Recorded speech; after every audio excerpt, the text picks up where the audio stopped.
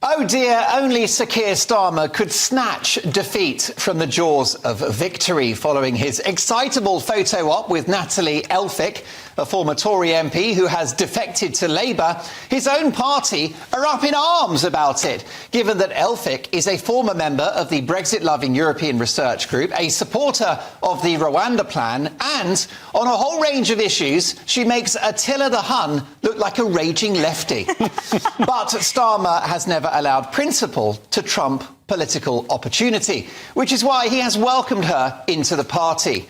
Many on his backbenches and in the party are unhappy. Well, get used to 5 years of that, folks. Disgruntled former Labour supporter Owen Jones has said it proves that Starmer has no integrity whatsoever. Proof, if you needed it, that yes, a broken clock is at least right twice a day.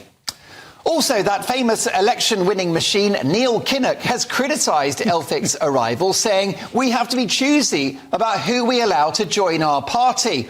Sorry, Neil, should have thought about that when you made Jeremy Corbyn your leader.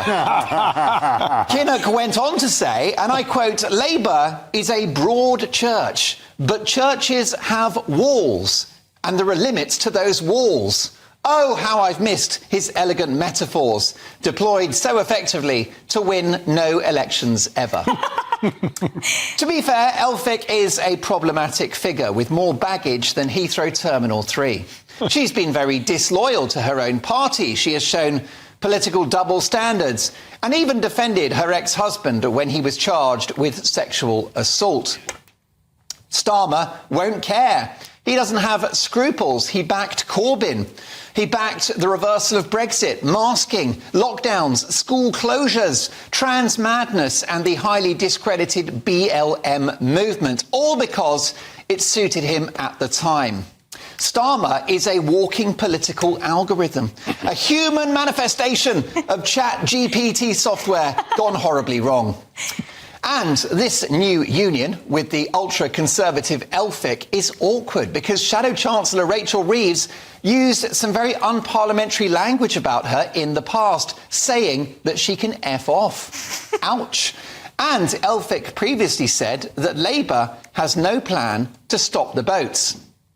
Well, as luck would have it, heading down to Dover today, Keir Starmer announced that he will use counter-terror police to smash the people smuggling gangs. Good luck with that.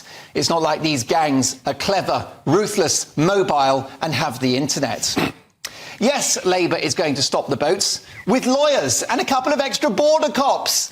Labour's exciting new policy is really just a rebadged and souped-up version of what's already happening at the moment. Better resourcing efforts which don't currently work. It's a bit like watering a dead plant, except that Labour's plan might actually help the criminal gangs. At the moment, you cannot apply for asylum if you enter the country illegally. Labour will reverse that. And they're going to get rid of the Rwanda plan, even, that's right, even if it works. The fact that the Irish government have already proved that the plan is working won't make a jot of difference. Labour don't want to set the dangerous precedent of having policies that actually work when in government. It's all a shame, really. The economy is recovering, as today's figures demonstrate. There is a viable plan to stop the boats, and the woke fight back under Sunak has begun.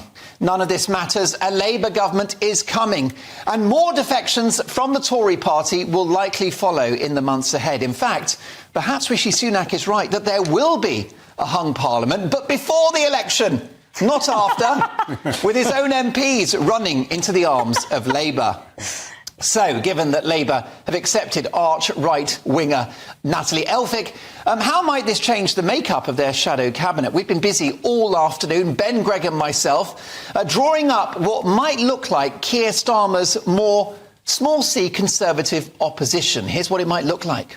Shadow Employment Minister Norman Tebbit on your bike.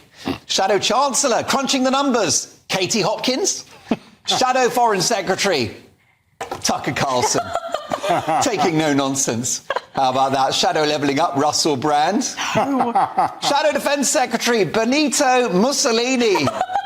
He'll tell you who's in charge. And Shadow Deputy Prime Minister replacing Angela Rayner, Tommy Robinson. God. There you go, folks. Labour, quite literally, on the right side of history.